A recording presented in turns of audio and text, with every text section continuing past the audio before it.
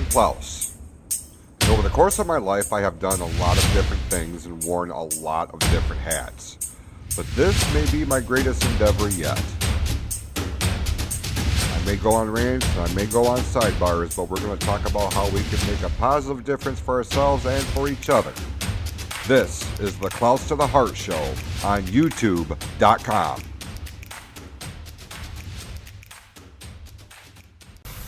Hello everybody, welcome to the Clouse to the Heart podcast, the flagship show of the PFC Entertainment Network. I'm Jason Clouse. Thank you so much for tuning in to this week's episode. We're attempting a dual presentation here this week with this week's topic because it is kind of a sensitive, well, there's no kind of about it. This is a sensitive topic. And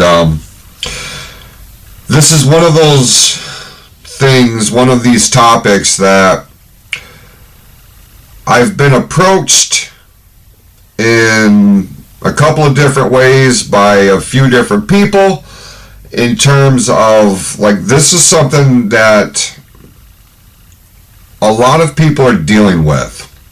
And this is also one of those things where I feel like people approach me with it, number one, because apparently what I think or what I say, my opinions on it, means something to them.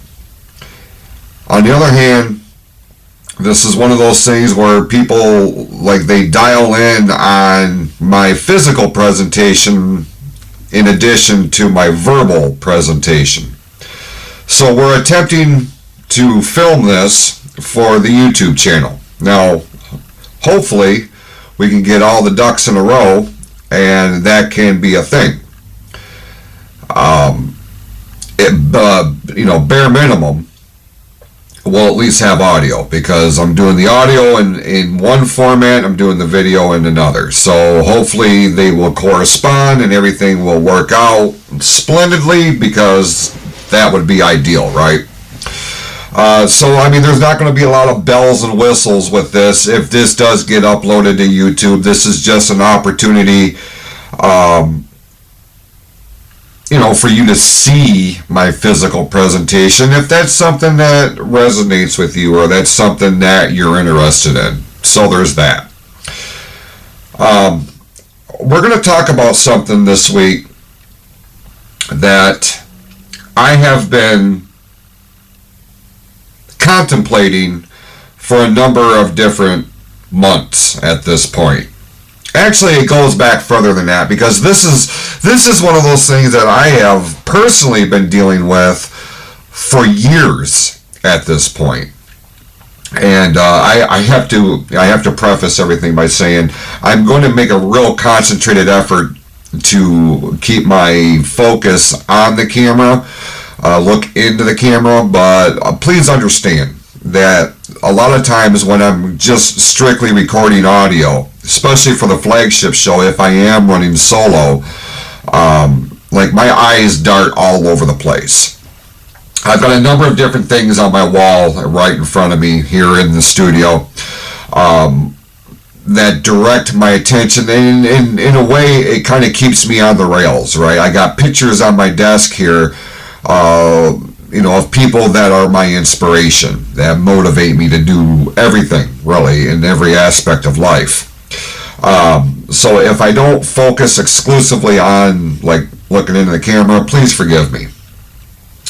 For those of you who are listening to the audio feed only, either on iTunes or Spotify or Google Podcasts, that doesn't necessarily apply to you. So just, I'm trying to make this a dual presentation, for the lack of a better term. Now,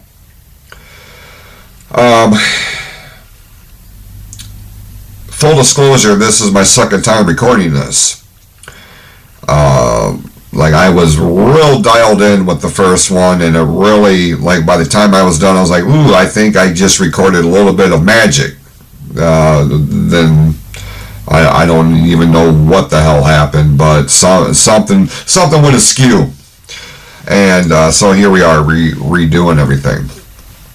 And it's kind of a blessing not a blessing, but like the silver lining is, like I wasn't going to do this as a video presentation too, so I figured, yeah, what the fuck, I'll just go ahead and do it.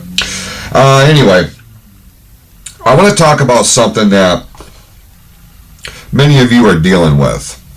I want to talk about something that, if you haven't dealt with it at this point in your life, chances are pretty favorable that at some point down the line you will. Grief. Grief over the loss of a loved one. This is one of those things in life that puts on full display just how individualized we really are. Because people deal with grief in a variety of ways. Now, it's easy for anybody to sit there from the outside looking in and have their own opinion as to the quote-unquote right way and the wrong way to handle grief. Now, I want to say something. Now, generally, when I tackle things like this, like I will lay the groundwork, I will take you on a journey, and then it culminates with the purpose of what you had just listened to. Kind of like putting a bow on it, right? I'm not going to do it that way this week. I'm not going to do it that way with this topic. I'm going to come right out of the gate and tell you that the whole purpose of this episode is to let you know that there is no right way or wrong way to grieve. And furthermore, there is no timetable as to when you're supposed to be quote unquote over it. Anybody that tells you that it's time to get over it, I would suggest it's time to get over them. And I realize that's a harsh statement. I realize that includes significant people in your life if that is something that you are dealing with. If that is something that they have bestowed upon you, you need to get over it. Enough time has elapsed. It's time to move on, as it were. That could be, in my estimation, the most insensitive thing that you could ever say to another human, especially when they are grieving the loss of somebody that meant a tremendous deal to them. You're listening and or you're looking at a man that has experienced significant bouts of grief for an extended period of time. And just when I start to feel like I'm coming to terms with this is the new reality, something else comes down the pike. And it's just not like one of those everyday fleeting moments that, you'll get over it. No, it's pretty goddamn significant, to be honest with you. Now, I don't consider myself an expert in anything. I have made no bones about the fact that you don't see degrees on my wall. You don't see diplomas on my wall in like psychology and all of that shit. If you're watching the YouTube show, you're seeing like pictures of my podcast career in the immediate background. But you look all around here, and I've got different pictures and different memorabilia, like from wrestling and things of this nature. I say that to say, anybody that tells you or that makes you feel like you are wrong for grieving in a particular way, one of various aspects are coming into play. One, they've never had to experience anything like that. And in the grand scheme of things, they're very fortunate in that aspect, that they've not had to deal with that. 2, they're detached from reality. They have no fundamental concept of feelings, of your internal makeup, their internal makeup, for whatever reason. It could be a defense mechanism. And I try to look at things through other people's eyes. I try to take into consideration, what did they go through that resulted in such a fundamental disconnect with their very being. And that includes being able to tap into your feelings, to your emotions. Over a period of 3 years, I lost my mother and I lost my brother.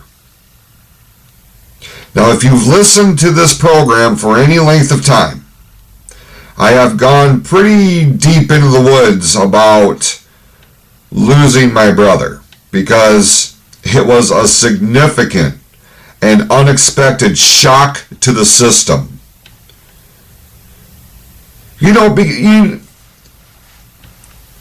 I lost my mom, like, we know in the back of our heads, like, we are kind of preparing ourselves for that day.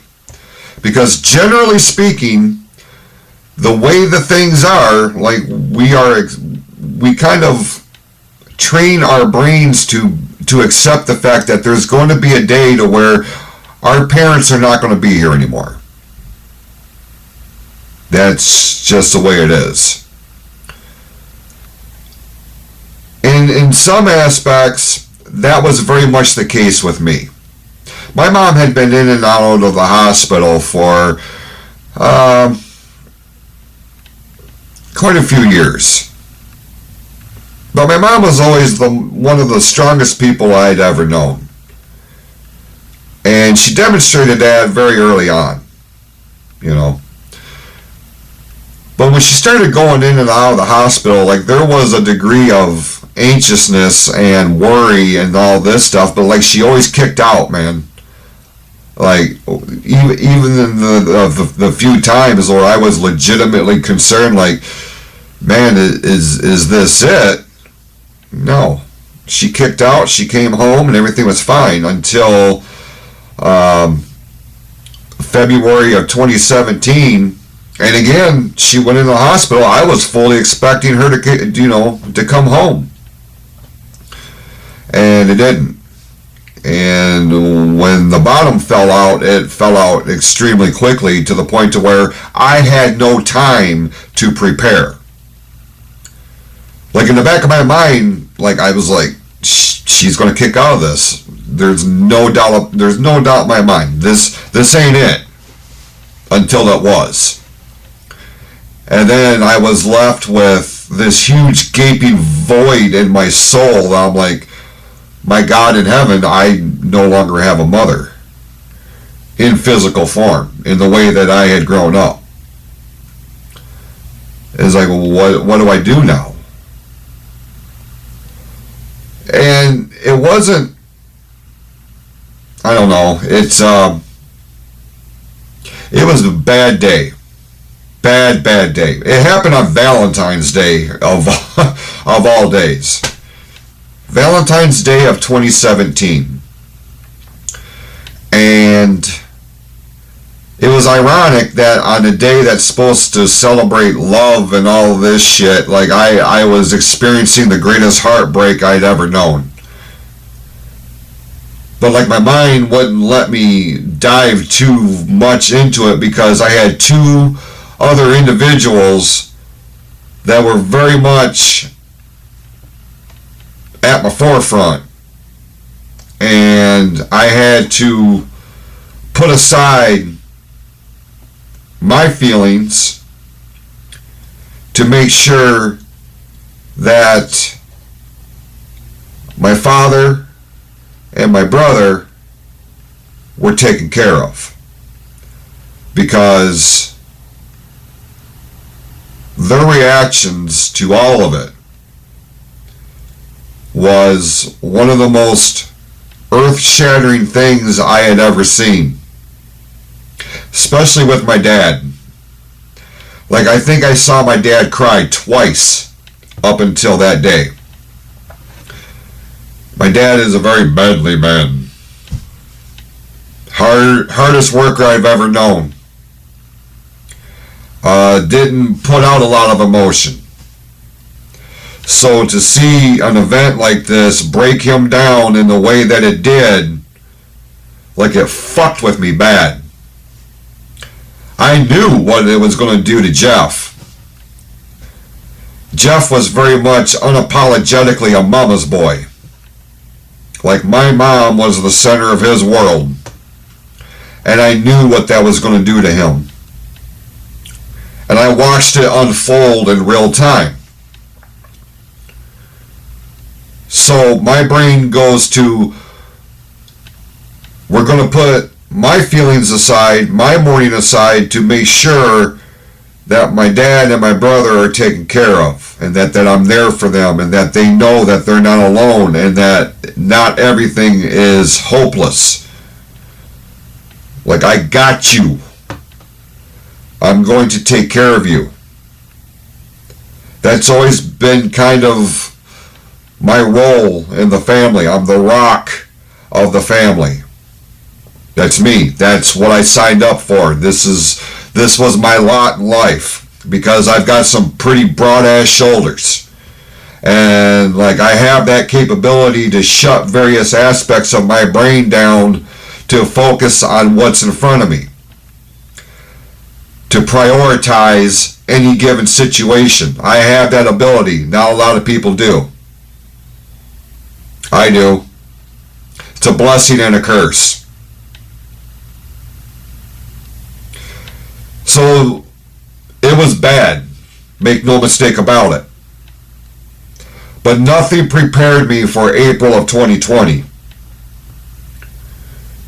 When I got that phone call that I will never forget. I can close my eyes and vividly recall every detail, right down to the sound and the tone of my father's voice on the other end of the phone call to let me know that the unthinkable had just happened. My baby brother, my best friend, my tag team partner, the guy that I always knew no matter what was going to have my back, was no longer here. Somebody turned the switch off, and within an instant, he was gone. I wasn't prepared for that. Nothing prepared me for that. And to somebody who is almost to a fault, very calculated in every aspect of my life, like, I did not prepare for that. But again, that role of the rock of the family fell upon my shoulders, because I watched how that event affected my father, who 3 years prior had just lost his wife, and now he's mourning the loss of his son. My brother's wife, my sister-in-law, and the kids. And then there was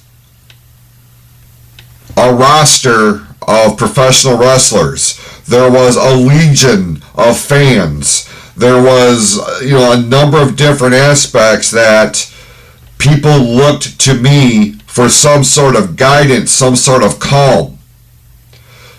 So I was not forced, that's the wrong word. I was put back into the position of the protector.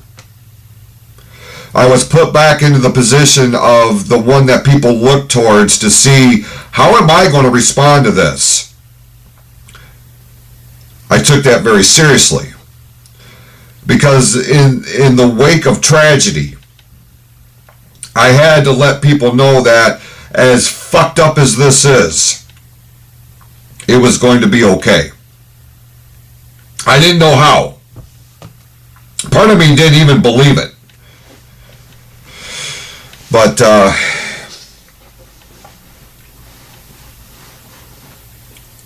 that's the kind of the responsibility that I took on. To this day, 3 years after the fact, 5 years after the loss of my mom, 6 years after the loss of my mom, I still haven't had my breakdown moment for my brother. I almost did once. Like, I felt it coming. Like, it was right there, man. It was right on the razor's edge. And when I reached out to the one person that I was supposed to be able to reach out to for some sort of comfort, some sort of something to let me know that I wasn't alone, I got shut the fuck down.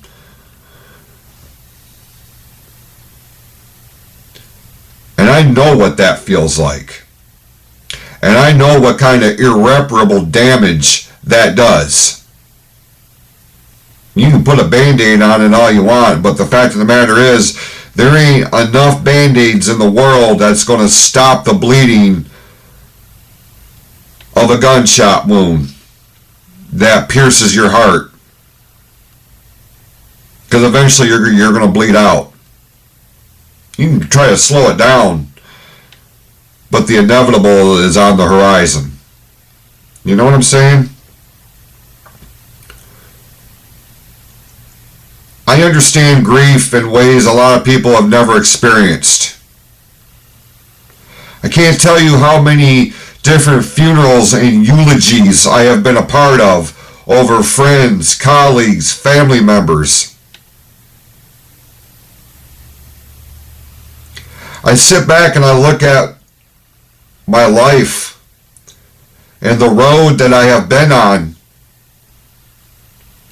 and it's kind of mind-boggling to think that I have survived this myself. Because it's been one thing after another, man. And it adds up and it adds up and it adds up. And in the meantime, it's eating away at you.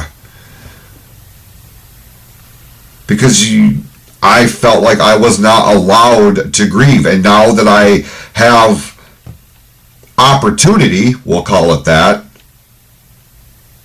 everything is so far on shutdown, I can't. I mean, I know there's going to be a day when it comes. It could be 13 years from now. And then all of a sudden it's going to be one thing that just opens up the floodgates. I realize that that's going to happen. Or it may not. I don't know. I'm a lot of things.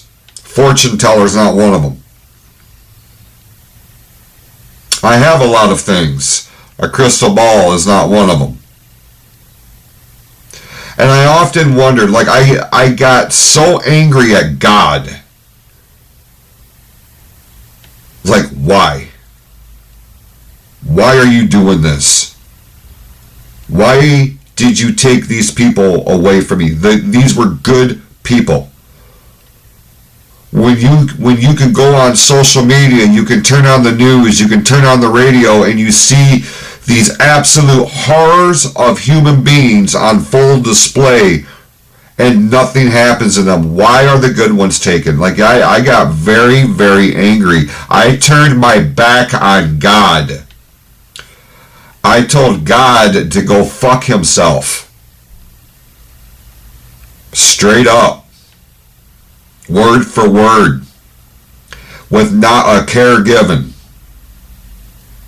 because I was that hurt, and I was that angry, and I felt like I had nobody to rely on.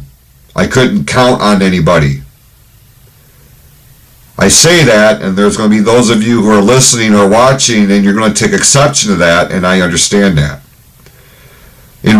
Reality tells me I had people in my corner that were there for me. But psychologically, I felt very abandoned. I felt very alone. I felt abandoned because my mother and my brother were no longer here. They were taken away from me. And I wanted to know why. And I feel like part of it, as I've sat here and kind of digested everything, I feel like a good part of it is because this was preparation to put me on a path to be something for somebody else. That, for whatever reason, I was able to withstand all of the grief and come to an understanding as to what and why and how and all this stuff, so that I could be a beacon for other people who would eventually go through very similar situations. I feel like that's the silver lining. I feel like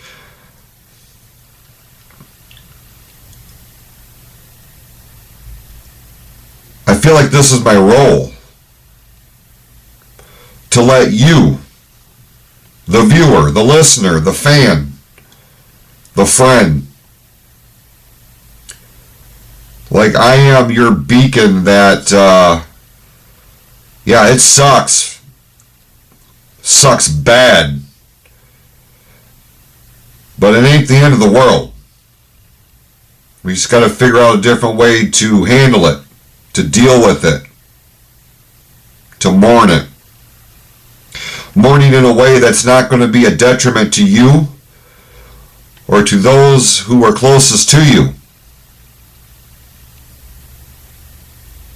Now this starts a very slippery slope. This is where you start to dive into your feelings, especially if you have lost somebody in your life that is of major significance, a parent, a sibling, grandma, grandpa, aunt, uncle, God forbid, your kids, because we're not supposed to bury our kids. But like I know people who have. And that's a whole other layer of sadness that I hope I never have to experience. I couldn't even imagine if something happened to one of my kids. Couldn't even imagine that.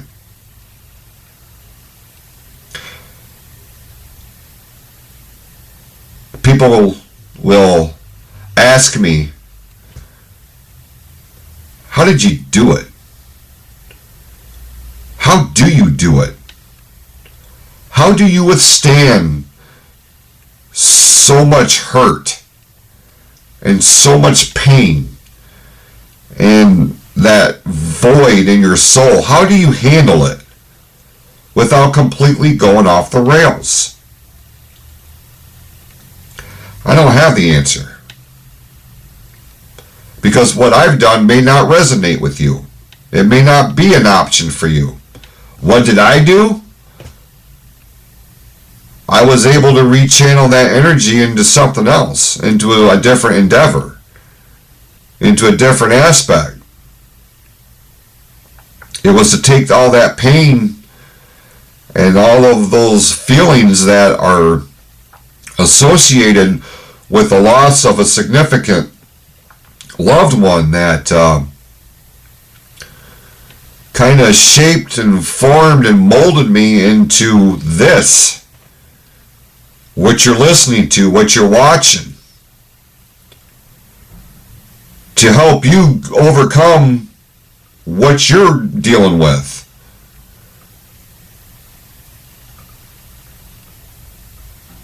Maybe that's what I'm here for. I don't know. Maybe that's why I started the podcast. Maybe that's why I started the YouTube channel. Maybe that's the whole reason why I'm here. What if this was my purpose? What if I'm an apostle? I don't know. I don't really feel like I am. Because make no mistake about it, I've got my fair share of flaws just like anybody else. I probably got more than any 2 or 3 people.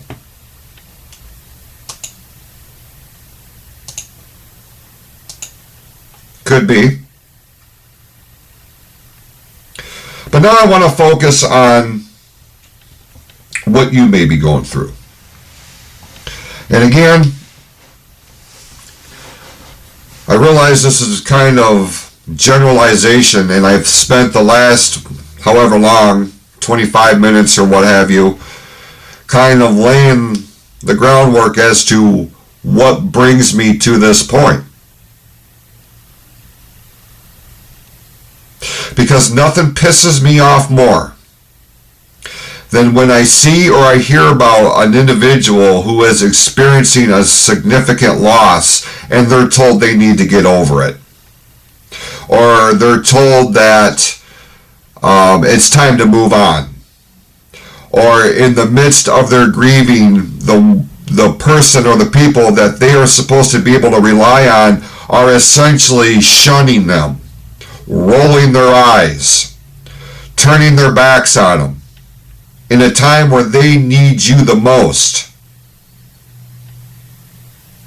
If you are an individual that subscribes to that philosophy, if you are an individual that has some sort of bullshit timetable as what an acceptable time of grieving is, and once that time has elapsed, you make it abundantly clear to that person that they no longer have the right to grieve the way that they do, you are, in my opinion, fundamentally to your core, a bastard. You suck at life, and you serve no purpose. That could be the cruelest thing that you will ever do to an individual that you are supposed to care about. And I don't give a flying fuck if it's because you have detached yourself from your emotions, if you have experienced a loss like that, or that you have not ever been put into that scenario. It doesn't matter. What matters is you have demonstrated who you are fundamentally to your core, and you are not a good person, and you do not serve any good purpose to those who love you, who count on you, who depend on you, and dare I say, more often than not, have taken care of you in some regard or another. For you to act like that, I don't care. I don't give a shit if it's your spouse. I don't give a shit if it's a significant other. I don't care if it's a family member. I don't care if it's your best friend of 25 fucking years. You have failed to make that individual feel like they are not warranted in their mourning or their feelings. You are a fucking failure. And the fact that that individual still allows you to be a part of your life, or their life, I guess I should say, is mind-boggling to me. Because you don't deserve it. You don't deserve it. I've had conversations like this. And the dumbest thing that I've ever heard is, this is tough love. No, sir. This is you being an asshole. No, ma'am. This is you being a complete bitch. That's what that is. There is no gray area here. None. This is black and white. I don't know how else to make it clear. You have failed. And your presence and your influence, more often than not, is now on borrowed time. The hourglass has flipped, the sand is coming through, and you are on borrowed time to be anything significant in that person's life. Because you showed who you truly are.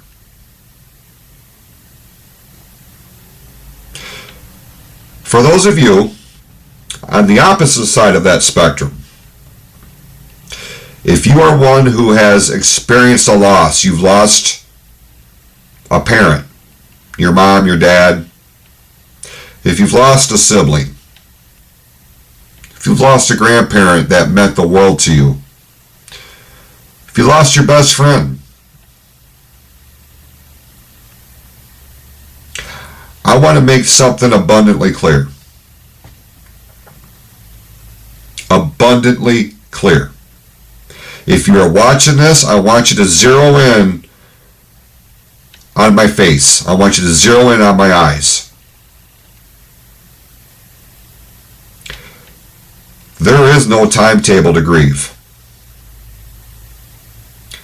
There is no, aside from the fact that as long as it doesn't hurt yourself or hurt other people, there's no right way or wrong way to grieve. You're going to grieve the way you want because part of your heart is destroyed. Part of your soul is now compromised. There's a big ass hole in it that by and large will never be filled again. It will form scar tissue over top of it, but underneath that layer of scar tissue, there's still a very big missing piece. I know that because I feel that.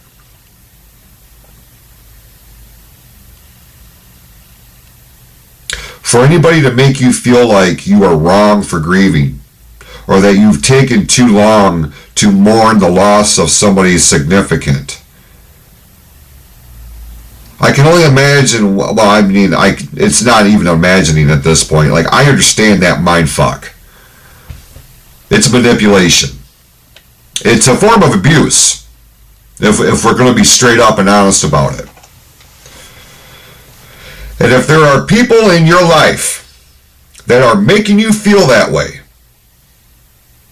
they are making you feel less than, or that you are doing something wrong, or that you feel bad for grieving somebody that meant something to you that's no longer here in physical form. And again, I understand it's easier said than done. Because I've had conversations, personal conversations, face-to-face conversations. And it's like, you don't know this person. You don't know what kind of influence that they have. You don't know what they can do to me. Yeah, I do to some degree because I'm watching it unfold right before my very fucking eyes. So yeah, I get it. I may not understand the exact specifics. I may not be a part of the exact dynamic, but I understand. I do. And that's why I feel so passionate about this. This is what gets me fired up the way that it does. Because you are entitled to your feelings. It's okay to be sad. It's okay to be angry. It's okay to feel like your whole world is caving in on top of you, because in some aspects, that's exactly how it feels. Especially if you didn't see it coming. Especially if it's that random ass phone call at 12 o'clock in the afternoon that says, you need to sit down, so-and-so has passed away. I got that phone call, and I wasn't sitting down.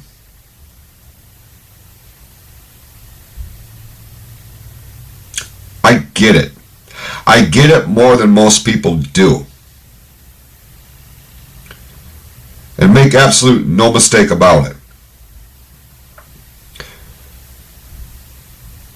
You have every right to feel the way you do. Okay?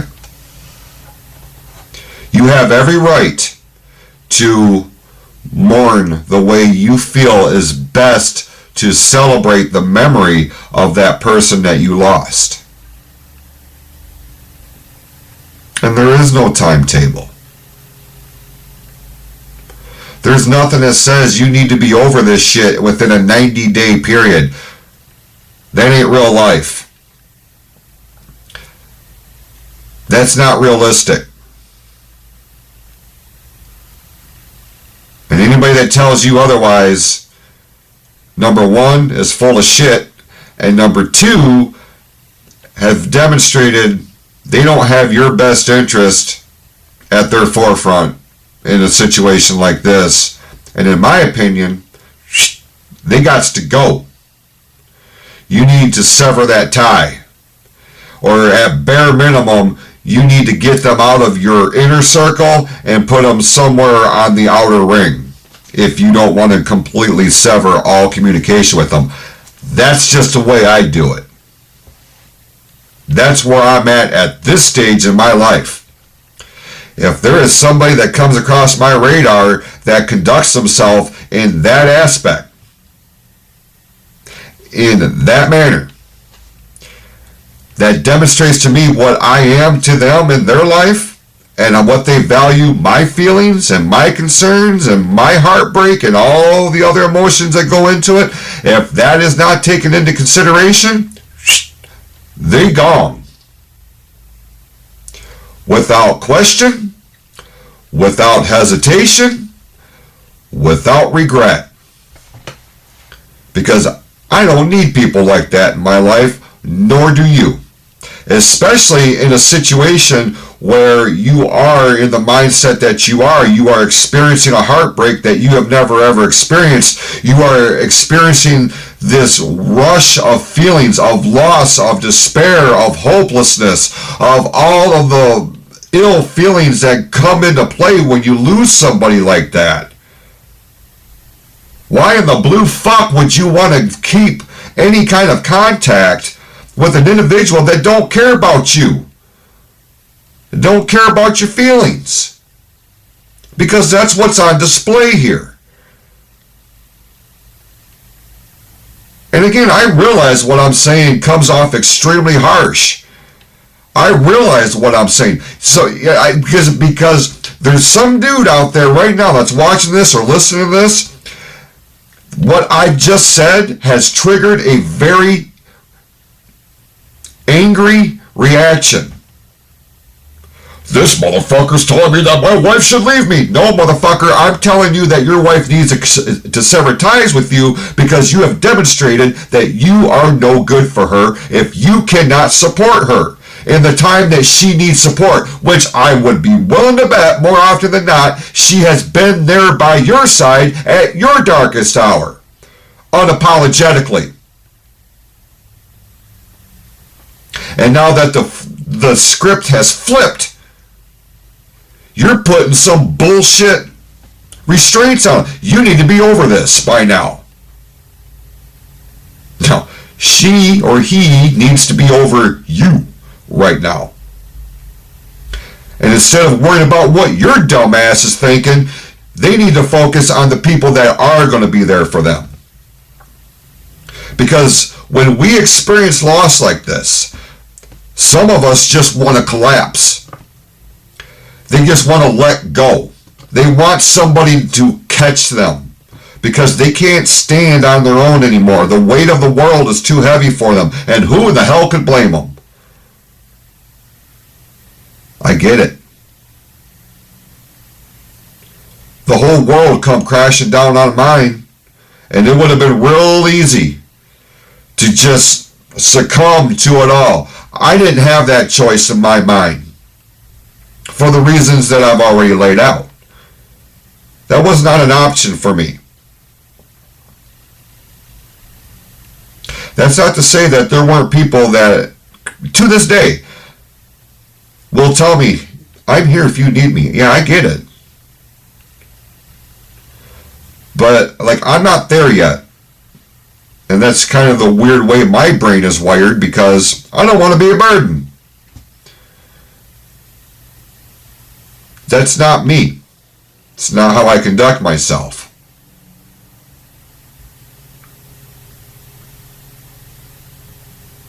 I came in here today and I'm recording this because I need you to know, those who are grieving, those who are mourning the loss of somebody significant, you're not wrong for feeling the way that you do.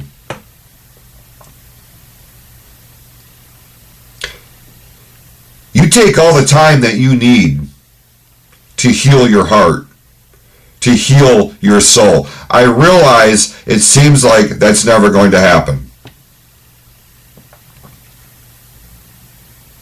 No, things will never be the same. Life as you know it now will not resemble what it did before that fateful day or that fateful time. That's reality. And it's okay to mourn that. Like I said, and I will reiterate this time and time again. In my estimation, the only right way, wrong way scenario is don't take it out on yourself, physically, emotionally, or otherwise. Don't take it out on other people in the same aspects. But it's okay to go through the emotions. It's okay to feel the way you do. People need to be reminded of that. They need to be supported instead of condemned. They need to be told and shown that it's okay to show emotion. It's okay to get your feelings out. I would much rather somebody come up to me and just completely collapse in my arms in those wailing cries in an effort to get that energy out of them. Let it out. The one thing you don't want to do is try to lock it down.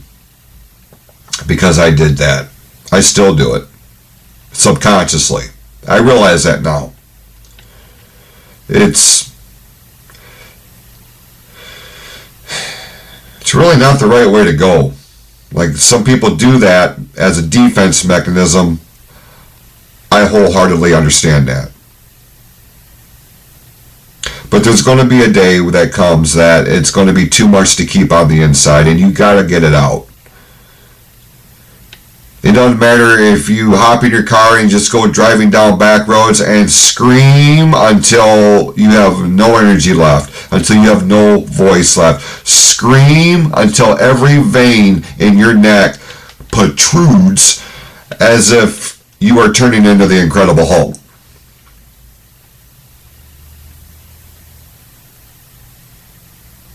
Go down some back road somewhere, get out of your car, and just let her rip, man. Cut a promo. Lack of a better term. Scream. Yell. Curse. Throw rocks. Stomp the ground so that the devil thinks you're knocking on their door. Scream up at the heavens so that your loved one can hear you. Let them know that you were still here. Get it out. Find your avenue and just let it out. That's my best advice. And for anybody that tells you that you need to get over it,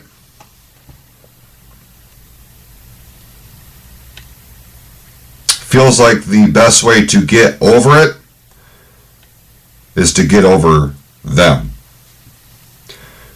Because they've demonstrated on a very fundamental level your feelings, your emotions, your fears, your sadness, your heartbreak, it don't mean a damn thing to them. And in essence, you don't mean a damn thing to them.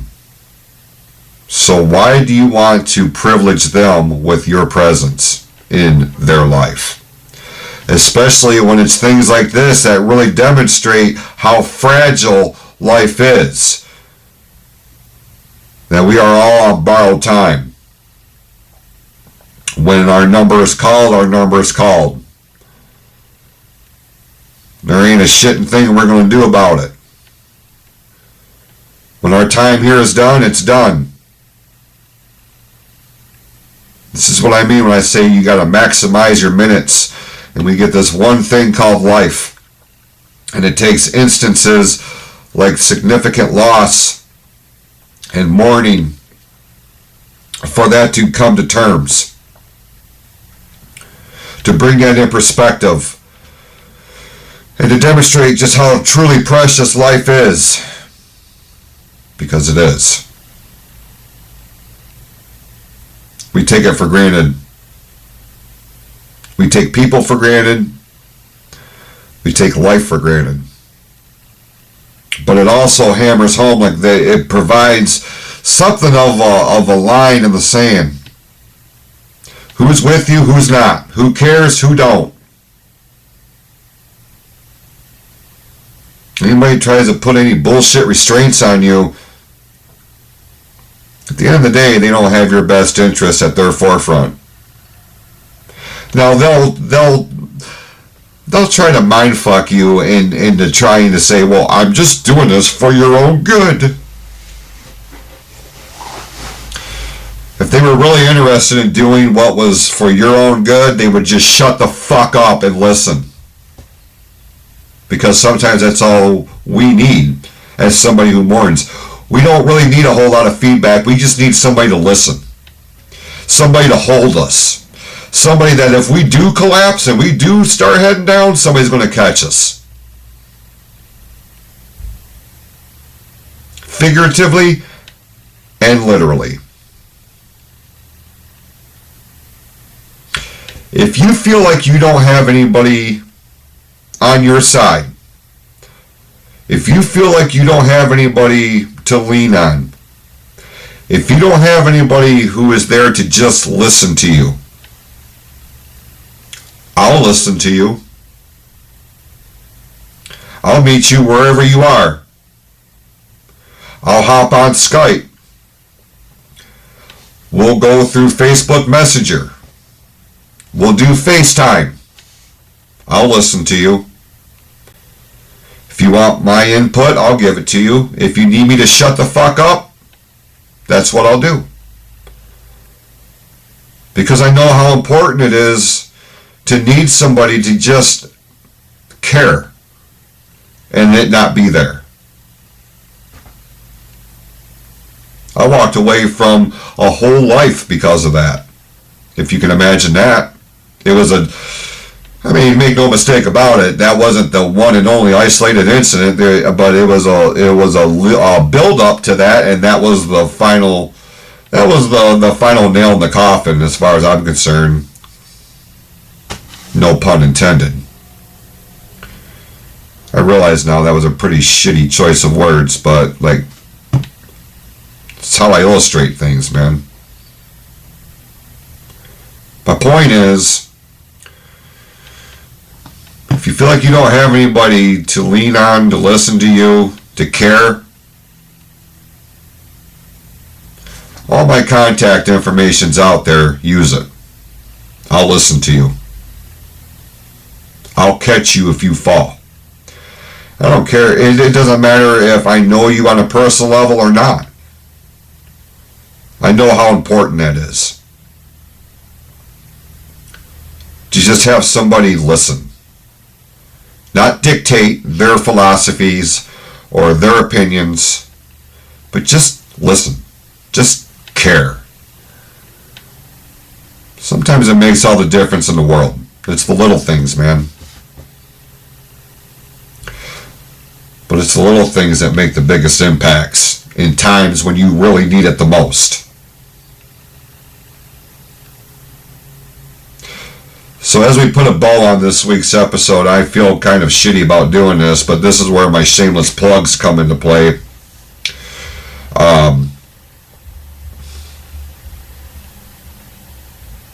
Actually, I'm not. Not this week.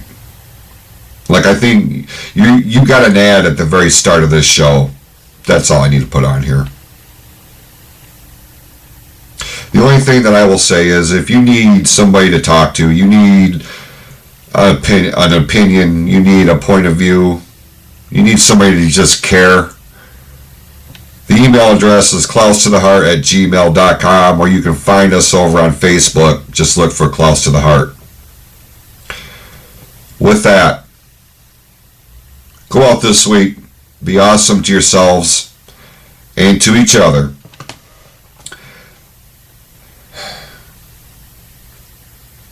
And maximize your minutes. And it's okay to grieve for as long as you need to. It's okay. We'll see you next week on the Clouse to the Heart podcast, the flagship show of the PFC Entertainment Network.